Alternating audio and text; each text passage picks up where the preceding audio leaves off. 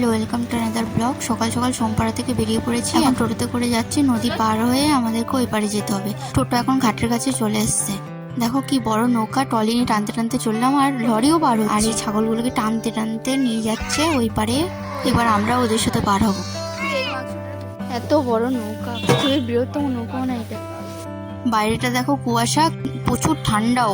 মুর্শিদাবাদ থেকে যেতে হবে, ওই জন্য ভোর ভোর উঠে গেছি, না হলে ওঠার কোনো ইচ্ছাই ছিল না। তো এখন গিয়ে আবার ট্রেন ধরবো। কি ভাবছো, একটাই তো ট্রেন ধরবে, আবার অত ন্যাকামো করছে কেন? দুটো ট্রেন ধরবো, তারপর অটো, তারপর টোটো। যদি পার হয়ে গেলে আমার সোমপাড়াকে ছেড়ে যেতে হবে। মাঝখানে ভিডিও শ্যুট করতে পারিনি, তো করে বাড়ি চলে এসেছি। দেখো প্রথমে আমাদের কুকুর বাচ্চাগুলো আমাকে দেখে ভয় পেয়ে গেল, বুঝতে পারছে না, অনেকদিন দেখেনি তো।